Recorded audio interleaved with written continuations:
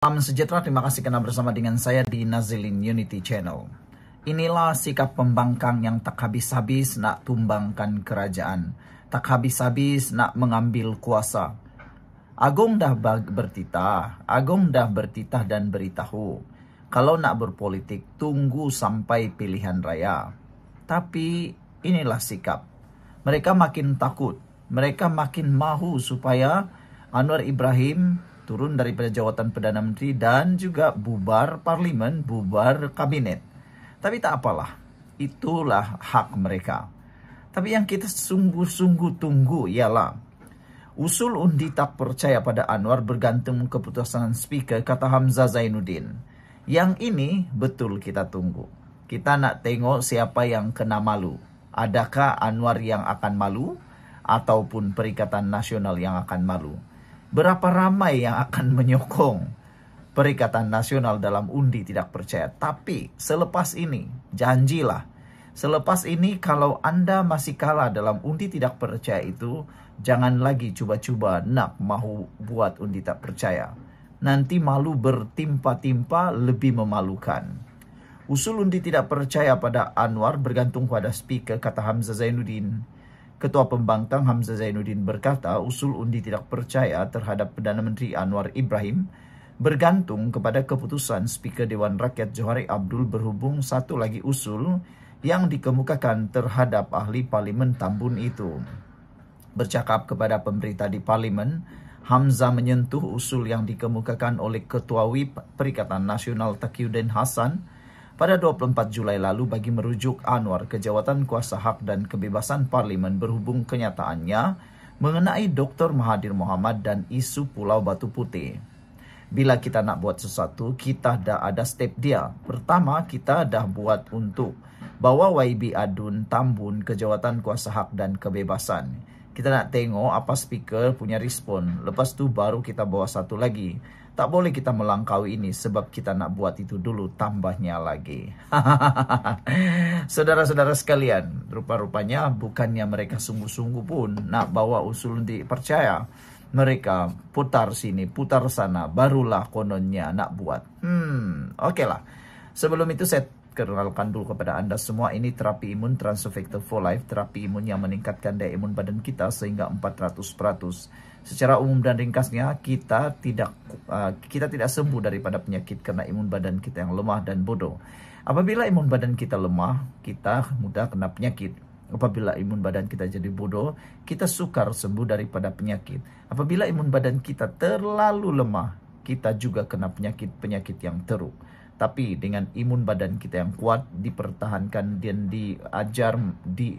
diajar dan dididik menjadi kuat dan bijaksana, kita sembuh daripada semua jenis penyakit. Dapatkan produk hebat ini melalui nombor telefon saya yang tertera.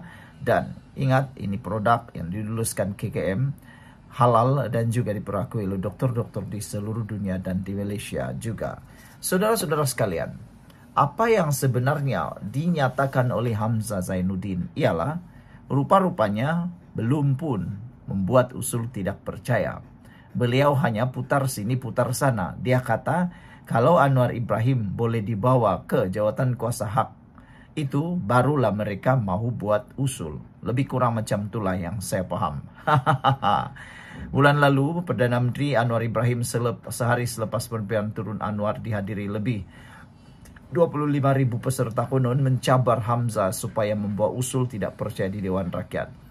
Cabaran itu dibuat sebagai respon kepada ucapan Hamzah dalam perhimpunan tersebut yang dilapor berkata, tak apa, tunggulah kita akan lakukan nanti. Takkan kita nak sebut bila akan hantar usul berkenan, kata beliau. Terdahulu, Johari dalam Dewan Rakyat hari ini mempengerusikan sesi perbahasan rancangan Malaysia ke-13 di mana dia menerima pertanyaan mengenai beberapa usul yang belum diputuskannya. Antaranya Taqiyuddin yang bertanya usul yang dikemukakan terhadap Anwar pada 24 Julai lalu yang kemudian dijawab Johari bahawa perkara itu masih dalam siasatan. Memandangkan ahli Parlimen Kota Melaka bangkitkan usul, saya pun ada usul, Tan Sri Johari. Dah terima 24 Julai usul saya untuk hadapkan Tambun ke jawatan kuasa hak dan kebebasan berhubung statement berkaitan RCI Batu Putih, kata ahli Parlimen Kota Baru itu. Johari kemudian berkata, siasatan sedang berjalan panjang. Menjawab pertanyaan ahli parlimen Hulu Terengganu bilakah perkara itu akan diketahui, Johari sambil tersenyum berkata, jangan persoalkan keikhlasan saya. Dalam usulnya, Taqiyuddin merujuk kenyataan Anwar dalam Dewan Rakyat pada 22 Julai bahwa Kabinet memutuskan untuk tidak mengambil tindakan undang-undang terhadap Mahathir berhubung isu batu putih karena faktor usia, walaupun mengakui bekas Perdana Menteri itu bersalah. Taqiyuddin mendakwa kenyataan Anwar itu mengelirukan Dewan kerana kuasa untuk memulakan dan menggugurkan pertuduhan terhadap individu terletak pada peguam negara dan bukan Perdana Menteri. Wow. Jadi, sejauh mana Perikatan Nasional berani membuat usul tidak percaya, kita tengoklah nanti. Bye-bye.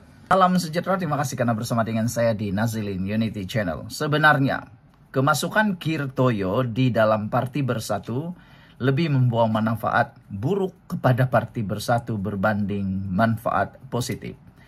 Siapa Kir Toyo sebenarnya? Oke lah.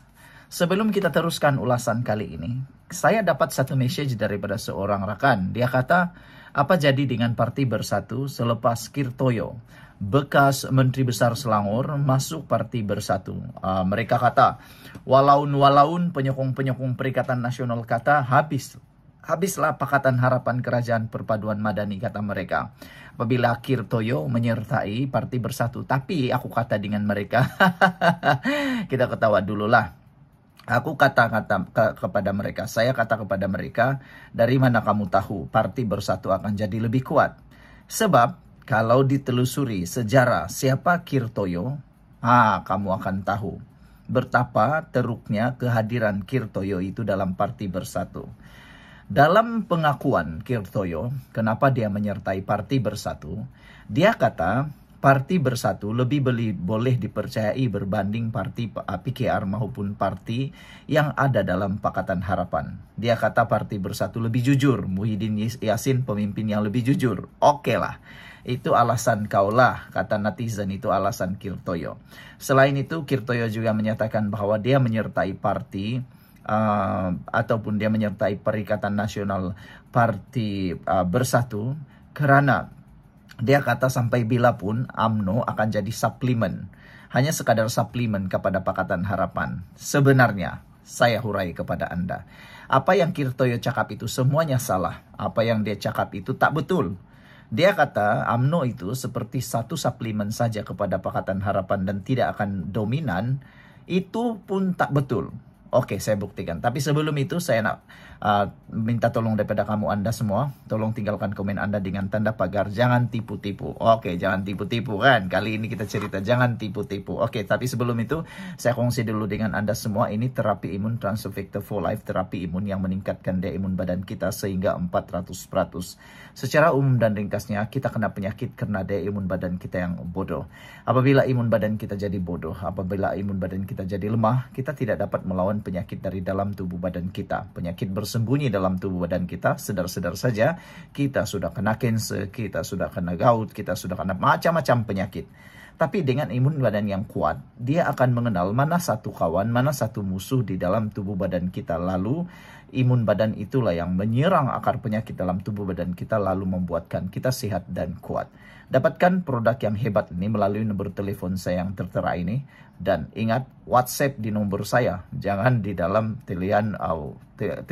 melalui YouTube ini. Saudara, ini adalah lulus KKM, diperakui oleh dokter-dokter di seluruh dunia dan seluruh Malaysia, juga halal. Dapatkannya sekarang, jangan tangguh-tangguh. Baik, kita nak cerita. Kata Kir Toyo, kalau UMNO terus bersama dengan Pakatan Harapan, dia tidak akan dominan. Itu adalah perkataan separuh benar. Memanglah UMNO sekarang, kita harus tahu UMNO ini dalam proses pemulihan. Di mana-mana UMNO pergi pun dia tidak akan dominan. Dunia politik sekarang tidak akan ada lagi dominan, terutamanya UMNO. Lihat sajalah UMNO punya bilangan kerusi berapa saja. Kata Kir Toyo, nanti pilihan raya PKR akan lebih banyak kerusi berbanding UMNO. Itu macam mana dia tahu? Dia pun tak tahu sebab belum ada rundingan. Itu yang pertama. Yang kedua, coba pikir balik. Kalau UMNO menyertai Perikatan Nasional, Kir Toyo coba beri jaminan berapa kerusi UMNO akan dapat. Berapa kursi PAS akan beri kepada UMNO, berapa kursi Bersatu akan beri kepada UMNO. Lagi teruk Kirtoyo.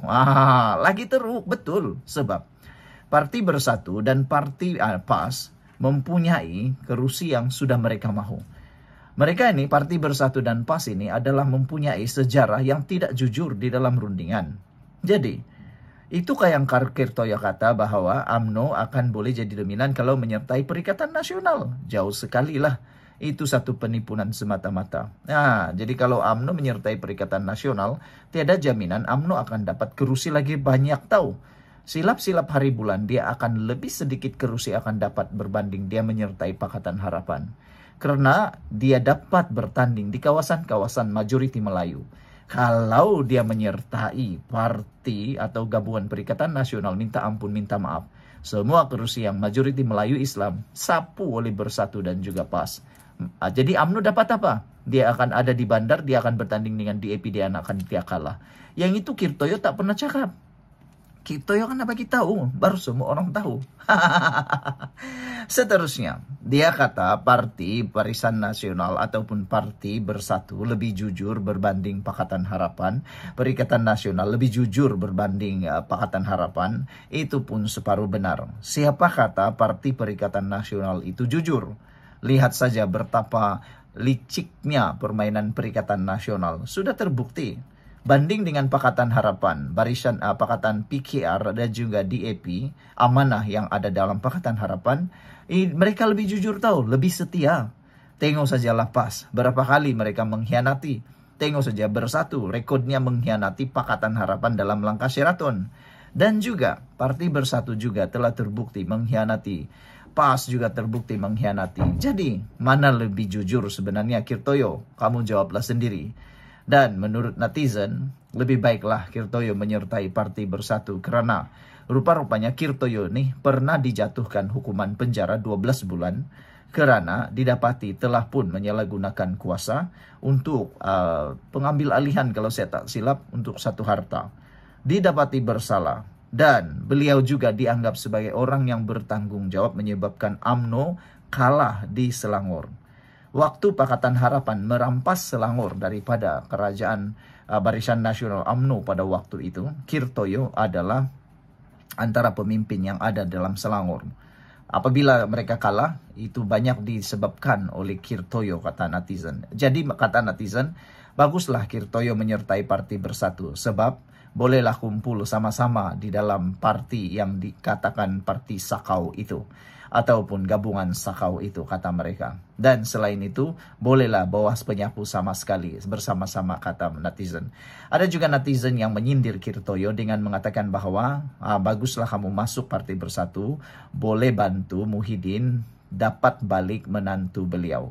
Kalau nak cakap tentang kejujuran, Muhyiddin tu jujurkah, kata netizen.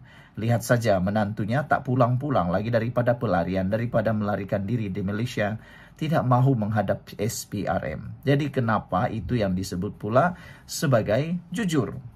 Orang ini satu naratif sebenarnya yang dicipta, menyatakan kononnya pemimpin-pemimpin besar mula menyertai Parti Bersatu. Tapi lihat, paling penting sekali yang menyertai parti-parti dalam Parti Bersatu, Perikatan Nasional ini ada kebanyakannya mempunyai sejarah gelap di dalam kepimpinan mereka. Tengoklah Azmin Ali, Zuraida Kamarudin yang meninggalkan Parti Pakatan Harapan. Siapa lagi ya? Termasuklah Muhyiddin Yassin. Kebanyakan yang ada dalam Parti Perikatan Nasional itu semuanya adalah orang-orang yang dibuang daripada parti mereka sendiri. Yang tidak setia pun ada, pengkhianat pun ada. Kali ini Kirtoyo pula yang pernah dipenjara 12 bulan karena kesalahan menyakau. Jadi ngamlah, kata netizen, sesuailah dia pergi bersama dengan Parti Bersatu. Ada juga yang kata harap-harapnya Parti Bersatu ataupun Perikatan Nasional tidaklah akan terpalit pula kehadiran Kirtoyo membawa lebih kekalahan, karena nanti manalah tahu dia membawa aura kekalahan seperti mana dia kalah dalam pilihan raya di Selangor dulu. Jadi sudah menjawab. Kemunculan Kirtoyo di dalam Parti Bersatu tidak membawa apa-apa makna pun. mungkin akan membawa musibah kepada Parti Bersatu adalah.